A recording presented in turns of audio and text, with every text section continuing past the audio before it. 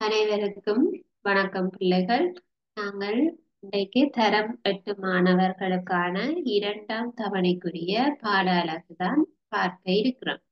இப்ப நாங்கள் 2ஆம் தவணைக்குரிய முதலாவது அலகு காந்தங்கள், காந்தம் தொடர்பான இன்னைக்கு ஹெடிங் போடுங்க. தலைப்பு காந்தம்.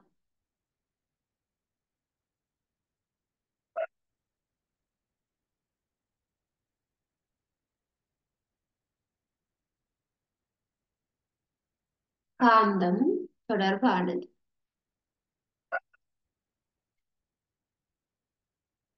காந்தம் தொடர்பாக நீங்கள் தரம் 6லேயே சில விடயங்களை படிச்சிருக்கிறீங்க. காந்தங்கள் தொடர்பாக இப்ப தரம் 6ல நீங்க காந்தம் தொடர்பா என்ன படிச்சீங்கன்றத முதல்ல ஞாபகப்படுத்து.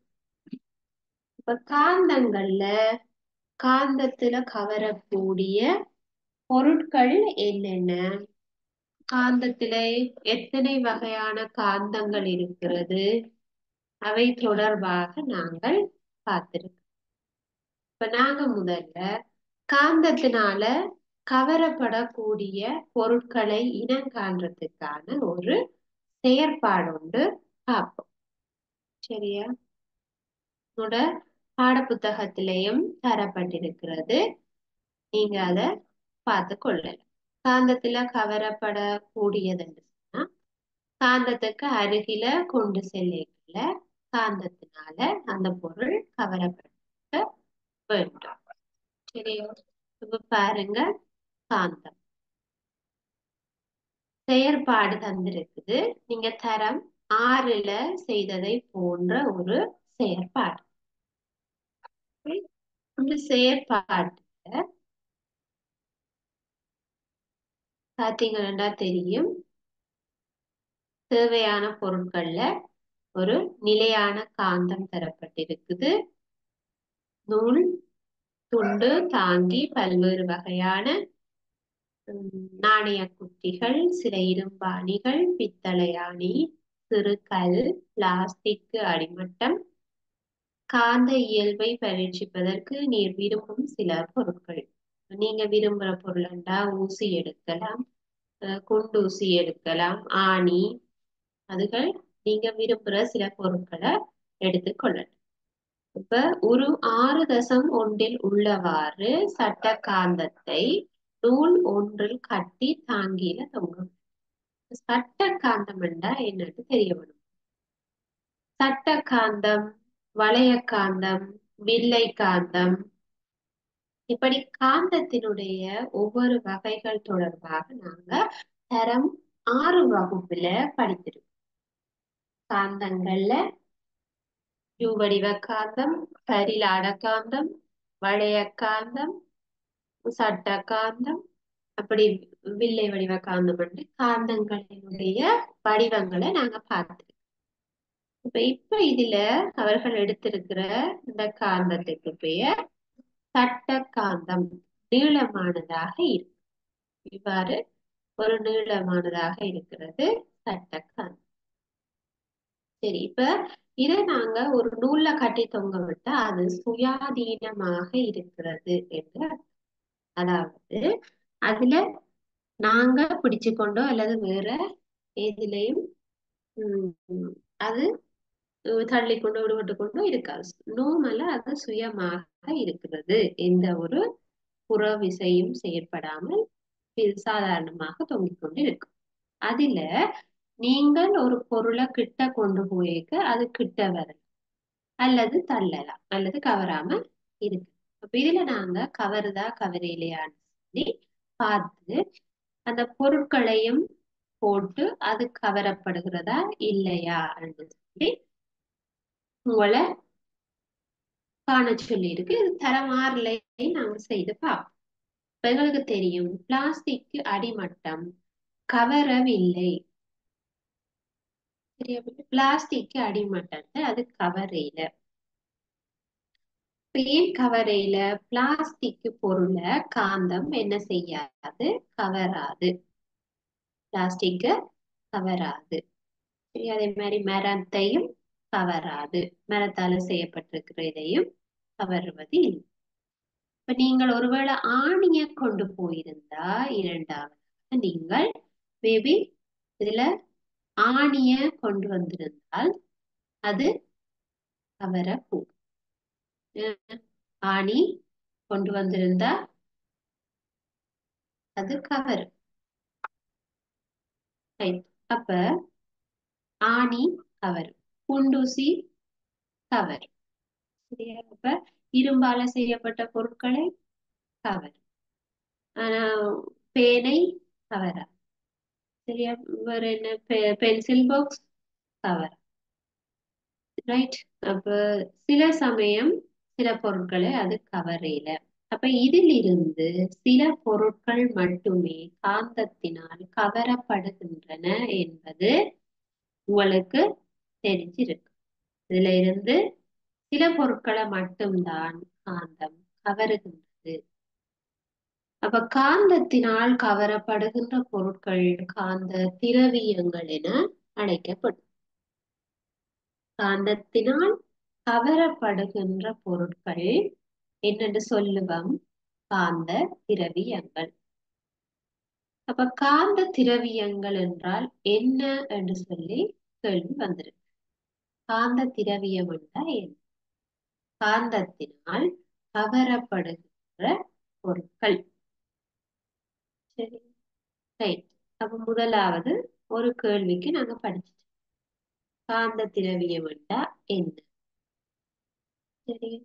அப்ப காந்தத்தால கவரப்படுற பொருட்கள் என்றா காந்தத்தை அதாவது இரும்பு அல்லது உருப்பு அல்லது நிக்கல் போன்ற உலோகங்களால செய்த ஒரு பதார்த்தமாக இருக்கப்படும். அப்படியானவை உலோகங்களைத்தான் காந்தம் கவரும். சரியா? அப்ப காந்தத்தால கவரப்படக்கூடிய உலோகங்கள் இரும்பு, கோபால்ட், நிக்கல். இப்ப பாருங்க, இந்த காந்தத்தை கவரக்கூடிய திரவியம் நிக்கல், குரோமியம் போன்ற உலோகங்களும் உருக்கு, பெரைட்டு போன்ற கலப்பு உலோகங்களும் காந்த திரவியங்கள்.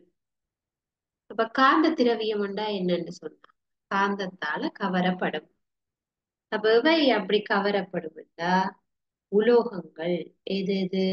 நிக்கல், குரோமியம் போன்றவையும் உருக்கு மற்றும் பெரைட்டு. உருக்கு, பெரைட்டு என்று சொல்றது இரும்பினுடைய வேற வேற வடிவம். இரும்புலதான் உருக்கு, பெரைட்டு என்ற செயற்கையான ஒரு கலப்புலோகம். உருக்கும் பெரைட்டும் இரும்பினுடைய கலப்பு உலோகங்கள். அப்ப இவை என்ன செய்யும்? காந்தத்தினால் கவரப்படக்கூடிய காந்த திரவியங்கள் என்று சொல்லப்படும். நிக்கல், குரோமியம், உருக்கு, பெரைட். சரியா? அப்ப அவை காந்தத்தினால் கவரப்படும் கலப்பு உலோகங்கள் என்று சொல்லும். சரியா? இதுலயும் சில வலிமையான காந்தத்தை செய்ய வேணுமாக இருந்தது. அதாவது அந்த காந்தத்திலேயே மிக வலிமையான காந்தம் ஒன்றை உருவாக்க வேணும்னா அதுக்கு பயன்படுத்தக்கூடியது இந்த பெரைட்டு. நோமலான காந்தங்கள் செய்ய வேணுமாக இருந்தா அதுக்கு உருக்கு பயன்படுத்தப்படலாம். இல்ல உங்களுக்கு நல்ல வலிமை மிக்க காந்தம் ஒன்று செய்ய வேண்டும், அதுக்காக பெரைட்டு பயன்படுத்தப்படும். சரியா? ரைட். அப்ப நாங்க இப்ப என்னென்ன பார்த்திருக்கிறோம்? காந்த திரவியங்கள் என்றால் என்ன? காந்த திரவியம் என்றால் என்ன? காந்தத்தினால கவரப்படக்கூடியவை காந்த திரவியம். அந்த காந்த திரவியங்கள் எதனால ஆக்கப்பட்டிருக்கும் என்றால் ஒன்று நிக்கல், 2 குரோமியம், உருக்கு, பெரைட்டு. சரி, இவைதான் அந்த காந்தம் செய்கிறதுக்கு பயன்படுத்தக்கூடியவை. அப்ப இதிலையும் இந்த உருக்கு, பெரைட்டு என்பன இரும்பின் வெவ்வேறு கலப்பு உலோகம். அப்ப அதுல மிக வலிமையான காந்தங்களை உருவாக்குவதற்காக பெரைட்டு பயன்படுத்த.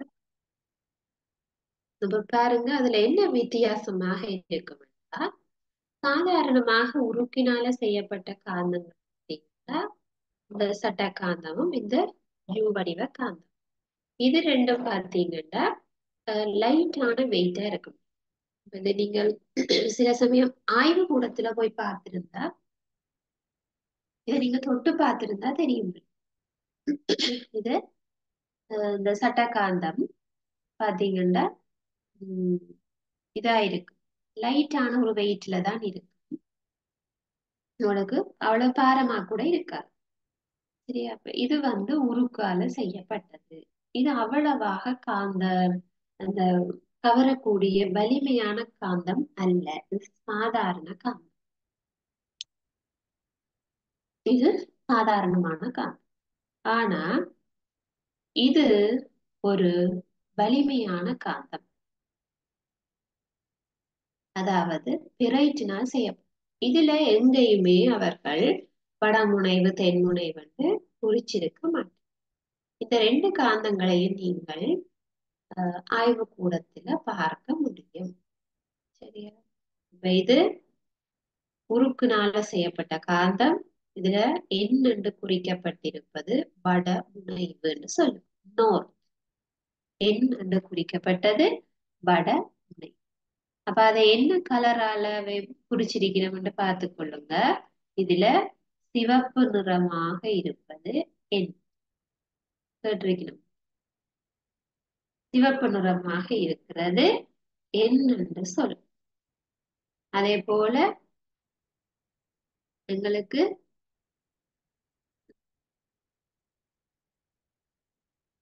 பாருங்க இதுல எஸ் என்பது நீல நிறமாக இருக்கு.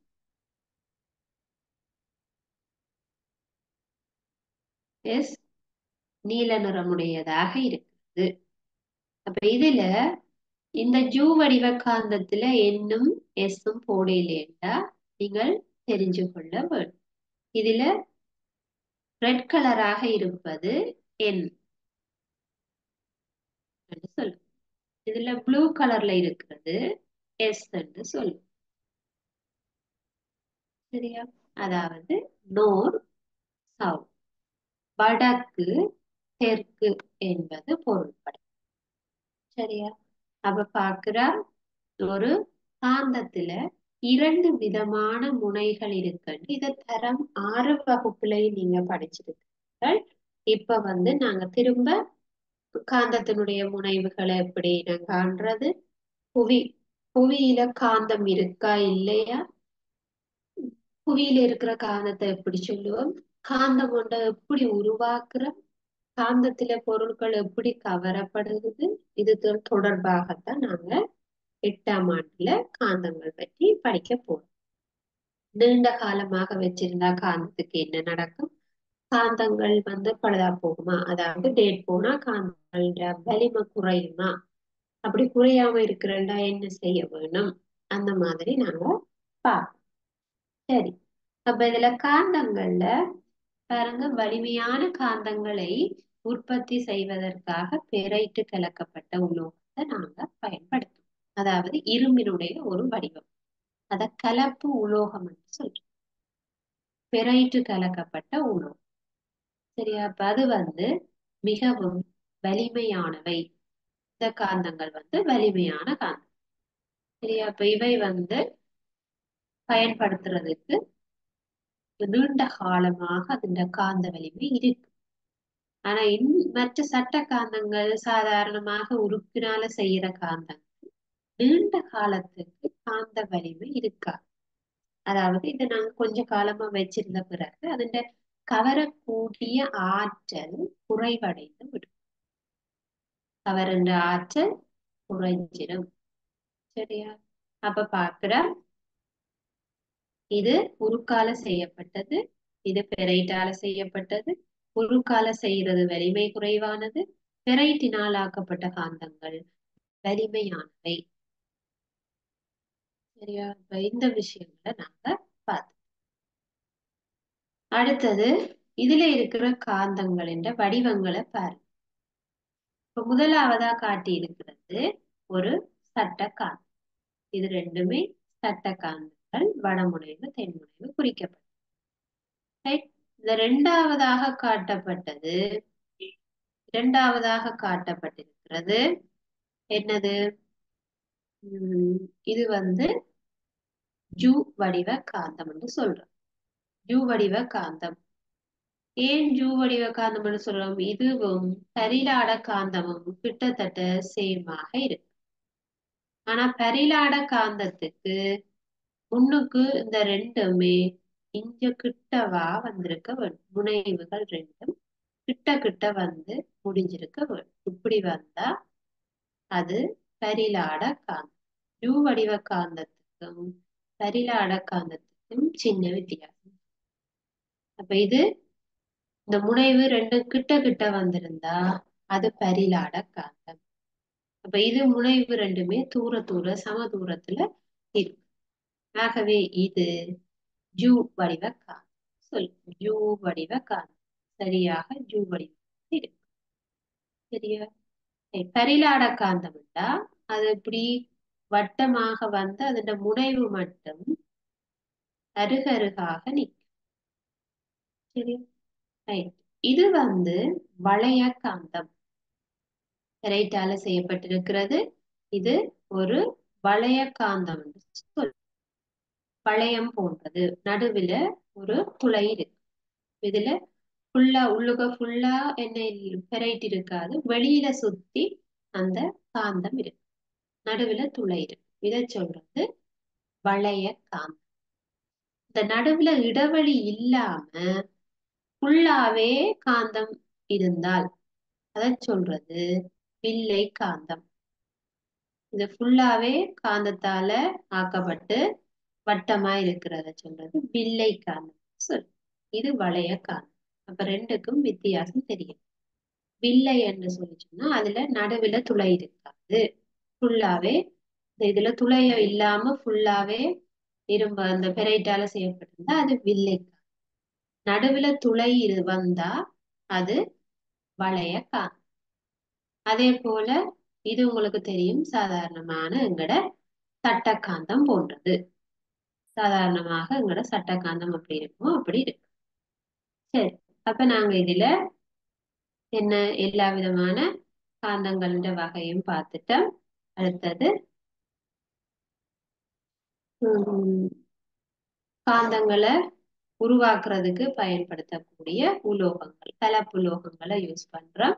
அதுலயும் வலிமையானது பெருத்து வலிமை குறைந்தது உறுப்பு என்று பார்த்து. ரைட், இதனுடைய தொடர்ச்சியா நாங்க பார்க்க இருக்கிறது காந்தத்தினுடைய முனைவுகள். சரியா? காந்தத்தினுடைய முனைவுகளை நாங்கள் இனங்காண்றதுக்கு ஒரு செயற்பாடு இருக்கு. பாத்தீங்கன்னா தெரியும், காந்தத்தை சுற்றி காந்த விசை ஒன்று தொழிற்படுகின்ற முறையை ஆராய்வதற்காக இந்த செயற்பாடை செய்யும். இந்த செயற்பாட்டுல என்ன செய்யட்டாமட்டா, செயற்பாடு 6.2 தேவையான பொருட்கள்ல பாருங்க. ஒரு சட்ட காந்தம், இரும்பு தூள் கொஞ்சம் எடுக்கும். இரும்பு தூள்ன்றது புதியல் நீங்க ஆய்வுக்கூடத்துல பார்த்துருந்தா தெரிஞ்சிருக்கும். இரும்பை தூளாக மாற்றி வைத்திருக்கிறார்கள். மணல் மாதிரி இருக்கு. இது இந்த நடுவில் இருக்கிறது ஒரு சட்ட காந்தம். அதுல கவர்ந்து இருக்கிறது இந்த சைட்ல இருக்கிறது எல்லாம் இரும்பினுடைய தூள். இரும்பு தூளாக இருக்கும், கட்டியாக இருக்கு. அது ஒரு மணல் மாதிரியான அமைப்பு. கருப்பு நிறத்துல இது தூளாக இருக்கு. அப்ப அது எப்படி கொட்டினாலும் இரும்பு, நீங்க இந்த காந்தத்தை வச்சு அவலத்தையும் என்ன செய்யலாம், கவர்ந்து எடுத்துக்கொள்ளலாம். கீழே கொட்டினாலும் நீங்க அதை இந்த காந்தத்தை வச்சு எல்லாத்தையும் ஒட்டி எடுத்துக்கொள்ள முடியும். ஏன்? இரும்பு காந்தத்தை கவரும். சரி, இப்ப எதற்காக அதை மெல்லிய பொலித்தீன் கடதாசி அல்லது பொலித்தீன் அட்டை அல்லது கடதாசி தாள் எடுக்கிறோம், அதுல கொட்டிட்டு நாங்க இதை பரவி வச்சு பாக்குறோம். காந்தத்துல இப்ப இதுல என்னத்தை பார்க்க போறோம்னா, ஒரு காந்தத்தின் எந்த பகுதிகள்ல அதிக அளவுல கவருது. ஒரு காந்தத்தினுடைய எந்த பகுதி, அதாவது இப்ப ஒரு சட்ட காந்தம் அதோட சைட்ல எந்த பக்கத்துல அதிகமாக இது கவருது என்று பார்க்கணும். சரியா? சரி, இப்ப செய்முறையில அந்த சட்ட காந்தத்தை பொலித்தீன் உறையினுள்ளிட்டு முழுமையாக மூடுங்கள். சட்ட காந்தத்தை பொலித்தீனுள்ளுக்கு போடும், பொலித்தீன் பேக்ல போடும். கடதாசி தாளின் மீது இரும்பு தூளை தூவுங்கள். ஒரு கடுதாசிய வச்சுட்டு அதுல கொஞ்சம் என்னத்தை போடுறோம், இரும்பு தூளை கொட்டி வரும். கொட்டினா அது பரவி நீருக்கு. இப்ப நாங்க அந்த சட்ட காந்தத்தை எங்க போட்டுட்டோம், பொலித்தீனுக்கு போட்டோம். ரைட்? இப்ப அப்படி செய்தா என்ன நன்மை என்றா, இப்ப நாங்கள் அது பொலித்தீனுக்குள்ளாலையும் கவரும். நாங்க காந்தத்தை பொலித்தீனுக்க போட்டு மூடினா அதுக்கு பிறகு அது இரும்பு தூளை கவராதுன்ட்டு இல்லத்தானே, அது கவரும். பொலித்தீனுக்குள்ளாலையும் இரும்பு தூளை கவரும். அப்ப நாங்க பொலித்தீன் போடாம நோமலா காந்தத்தை கொண்டு போய் இதுக்குள்ளேயே வச்சுட்டோம்னா அந்த காந்த தூள் ஃபுல்லா இதுல ஒட்டிருமே. அப்ப அத திரும்ப என்னண்டு காந்தத்துல இருந்து இந்த தூளை வழி பிரிச்செடுக்கிறது அது கடினமாக இருக்கு.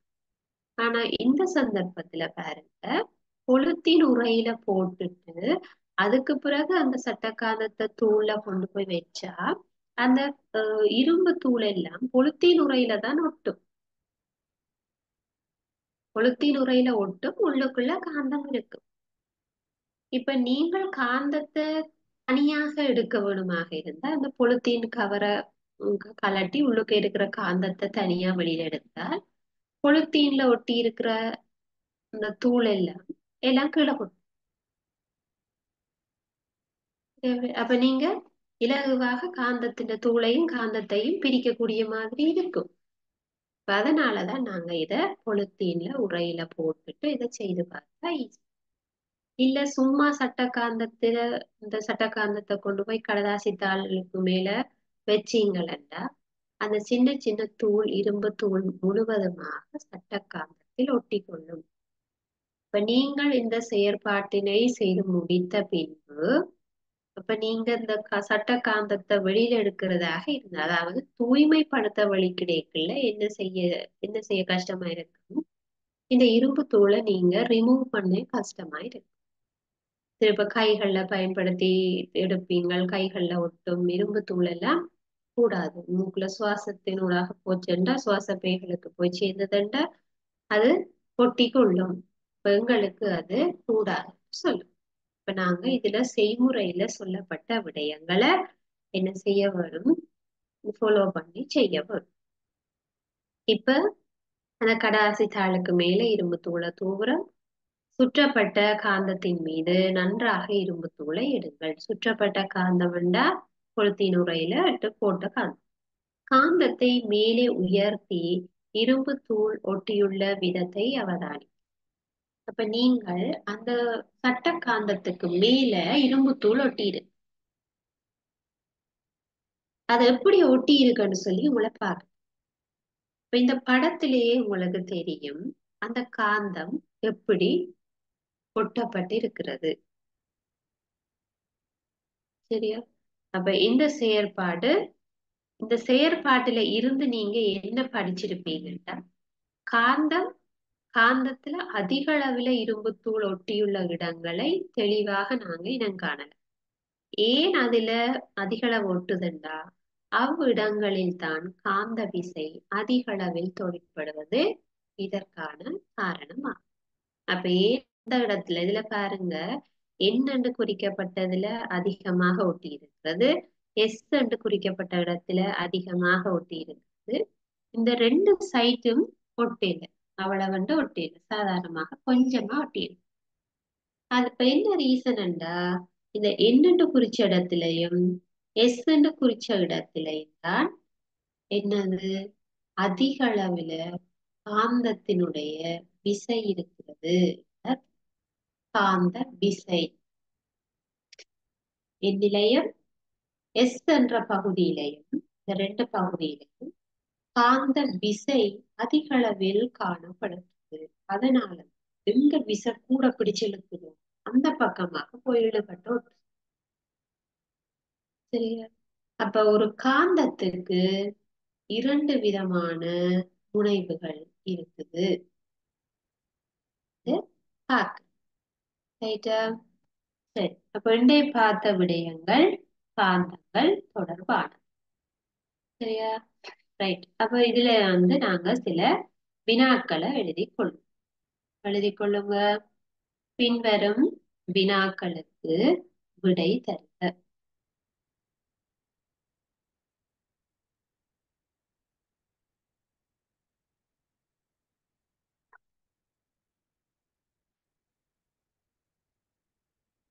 உங்களுக்கு விடை தெரிஞ்சிருந்தா நீங்களாகவே எழுதிக் கொள்ளுங்க.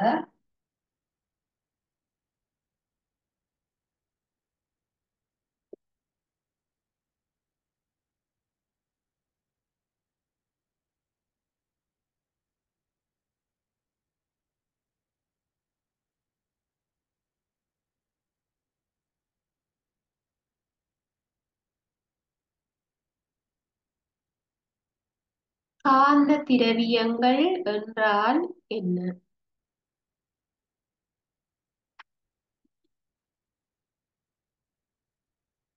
இரண்டாவது,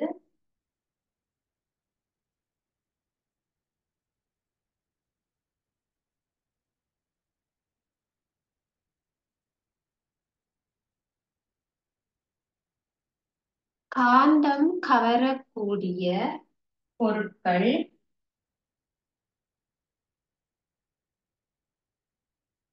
இரண்டு எழுத்து. காந்தத்தால கவரக்கூடிய பொருட்கள் இரண்டு எழுத்து. மூன்றாவது, வலிமையான காந்தங்கள்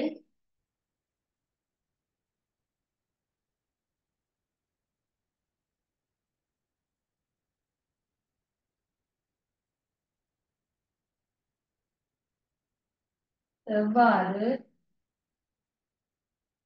உருவாகின்றன?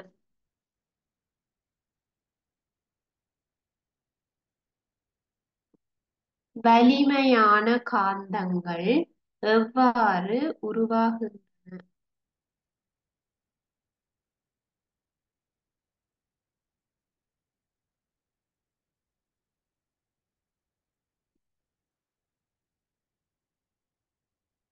வலிமையான காந்தங்கள் எவ்வாறு உருவாகின்றன?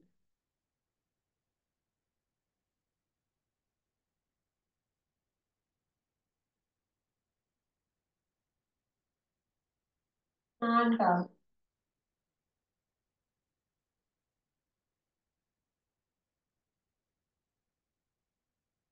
காந்த விசை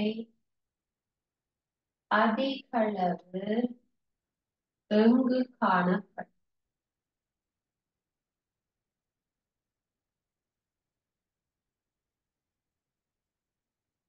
காந்த விசை அதிகளவு எங்கு காணப்படும்?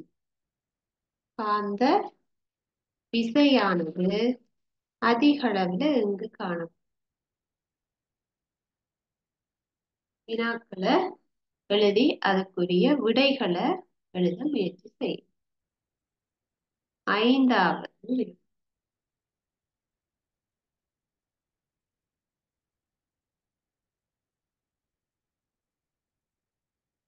காந்த முனைவுகள் எவை?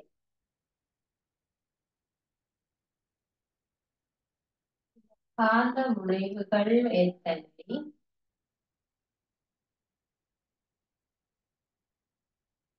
அவை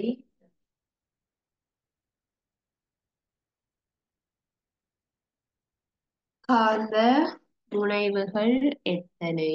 அவை இதுக்குரிய விடைகளை எழுதிப்பார்.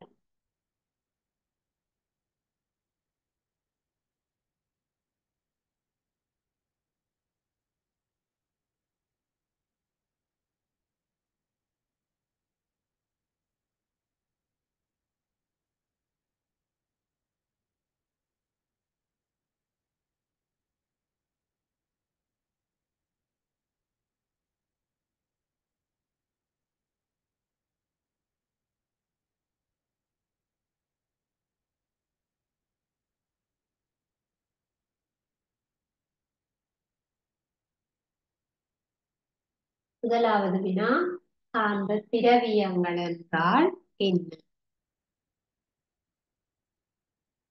காந்த திரவியம் என்றால் என்ன?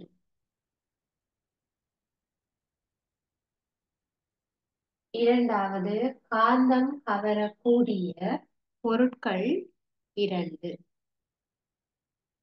அடுத்து, மூன்று, வலிமையான காந்தங்கள் எவ்வாறு உருவாகின்றன? வலிமையான காந்தங்கள் எவ்வாறு உருவாகும்? நான்காவது, காந்த விசை அதிகளவு எங்கு காணப்படும்?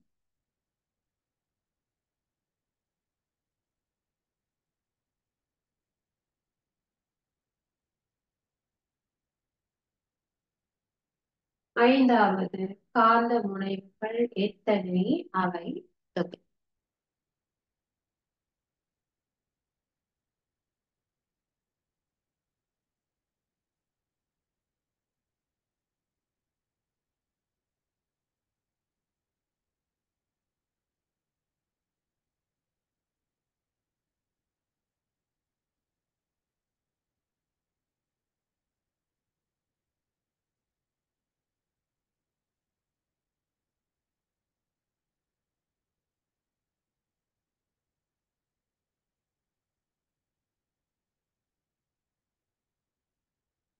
சரியா பிள்ளைகள்? ரைட். அப்ப பார்க்கிறோம், காந்த திரவியங்கள் என்றால் என்ன? காந்தத்தினால கவரப்படக்கூடிய பொருட்கள். காந்தத்தினால் கவரப்படுகின்ற பொருட்கள். அதாவது காந்தங்களை உருவாக்குவதற்கு பயன்படக்கூடிய பொருட்கள் என்றாலும் சரி. சரியா? காந்தத்தினால் கவரக்கூடிய பொருட்கள் முதலாவது. இரண்டாவதுக்கு, காந்தம் கவரக்கூடிய பொருட்கள் இரண்டு. காந்தம் எதை கவரும்?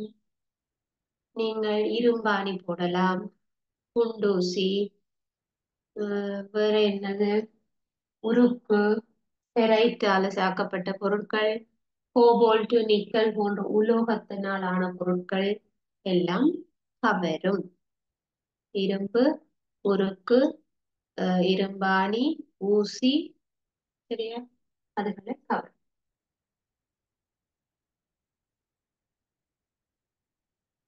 வலிமையான காந்தங்கள் எவ்வாறு உருவாகின்றன? வலிமையான காந்தங்களை உருவாக்குறதுக்கு பெரைட்டு பயன்படுத்தப்படும். உருக்குனாலையும் காந்தம் செய்யலாம், பெரைட்டுனாலையும் காந்தம் செய்யலாம். உருக்கு மற்றும் பெரைட்டு காந்தங்களை செய்யறதுக்காக பயன்படுத்துவோம். அதுல உருக்க விட பெரைட்டு மிக வலிமையான காந்தங்களை உருவாக்கும். சரியா? ரைட். அப்ப வலிமையான காந்தத்தை உருவாக்குறதுக்கு பெரைட்டு பயன்படுத்தப்படும். நான்காவது, காந்த விசை அதிகளவு எங்கு காணப்படும்? இப்ப நாங்க அது இறுதியாக பார்த்த செயற்பாட்டுல பார்த்திருக்கிறோம். காந்த விசை காந்தத்தினுடைய இரண்டு முனைவுகள்லையும் அதிகமாக இருக்கும். இப்ப நாங்க பார்த்தோம் என்னது, அந்த செயற்பாட்டில காந்தம் எந்த இடத்துல அதிகமாக கவருது, அதனுடைய முனைவுகளில், காந்தத்தினுடைய முனைவுகள்ல தான் அதிகமாக கவருவது தெரிகிறது. ஆகவே எங்கு அதிகம் காந்த விசை இருக்கு? காந்த முனைவுகளில். காந்த முனைவுகளில் அதிக அளவில் காந்த விசை இருக்கு. அந்த இடத்துல கூட கவரும், மற்ற இடங்களை விட. ஐந்தாவது வேணா, காந்த முனைவுகள் எத்தனை? அப்போ ஒரு காந்தத்தை எடுத்தா அதுல காந்த முனைவு எத்தனை? காந்த முனைவு இரண்டு தான் இருக்கு. ஒன்று வட முனைவு, இன்னொன்று தென் முனைவு. அப்ப வடமுனைவு தென்முனைவு ஆகிய இரண்டு முனைவுகள் காணப்படுகின்றன. ஐந்தாவது விடை வடமுனைவு தென் முனைவு போட்டுக்கொள்ளும். வடமுனைவு தென் முனைவு. ஆகவே நாங்க இன்னைக்கு பார்த்த விடயங்களை திரும்ப ரிப்பீட் பண்ணும். நாங்கள் காந்த திரவியங்கள் பற்றி பார்த்தோம். காந்தத்தால கவரக்கூடிய பொருள். அப்ப காந்தத்தால என்னென்ன பொருட்கள் கவரப்படும், எவை கவரப்படுவது இல்லை என்றதுக்கு ஒரு செயற்பாடு பார்த்திருக்கோம். அதுல காந்தம் ஒன்றை கட்டி தொங்க விட்டுட்டு ஒவ்வொரு பொருட்களாக அந்த காந்தத்துக்கு அருகில கொண்டு சென்று பார்க்கிறோம். எந்த பொருளை கவருது, எந்த பொருளை கவரை. அதே மாதிரி காந்தம் செய்யறதுக்காக நாங்க எதை பயன்படுத்தலாம். நிக்கல் கோபால்ட் போன்ற உலோகத்தையும் பயன்படுத்தலாம், அல்லது போன உருக்கு பெரைட்டு போன்ற கலப்பு உலோகங்களை பயன்படுத்த முடியும். அதுல உருக்குனால நாங்க சாதாரண காந்தங்களையும் பெரைட்டினால வலிமையான காந்தங்களையும் எடுத்து யூஸ் பண்றோம். ஒரு காந்தத்துல இரண்டு விதமான முனைவுகள் இருக்கு. அதுல வடமுனைவு தென்முனைவு. நாங்க ஒரு சட்ட காந்தத்துல பாருங்க, ஒரு இடத்துல எண்ணும் இன்னொரு இடத்துல எஸ்ஸும் குறிக்கப்பட்டிருக்கு. அதை ஏன் அப்படி குறிச்சிருக்கிறோம்? எங்களுக்கு முனைவுகள் தெரிய வேண்டும் என்பதற்காக. இதுல எது வடமுனைவு எது தென்முனைவு என்று நாங்கள் இலகுவாக இனங்காண்றதுக்காக என்னும் எஸ்ஸும் போடப்பட்டிருக்கும் ஒரு சட்ட காந்தம் உள்ள.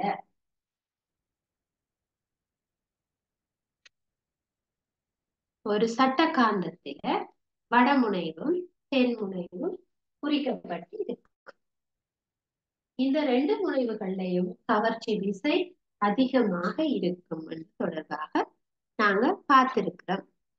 இப்ப நாங்க இந்த முனைவுகள்ல அதிகம் கவருது என்று காட்டுறதுக்குரிய ஒரு பரிசோதனை வீடியோவை பார்ப்போம்.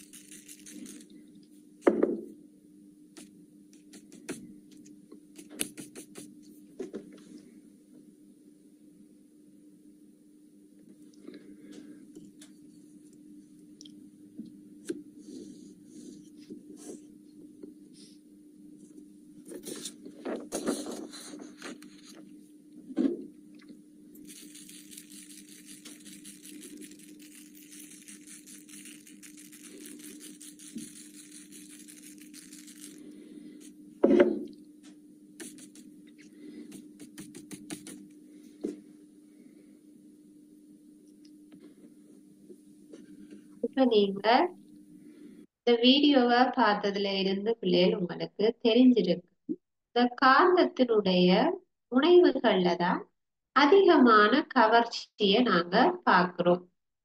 அதிகமான கவர்ச்சியை பார்க்கிறோம். ஆகவே அது முனைவுகள்ல கவர்ச்சி விசை அதிகமாக இருக்கு, அதிக அளவில கவரும். சரியா? இப்ப இன்னைக்கு படிச்ச விஷயங்கள் உங்களுக்கு விளங்கி இருக்கும் என்று நினைக்கிறேன். இதுல உங்களுக்கு ஏதாவது சந்தேகம் நீங்க கேட்கலாம்.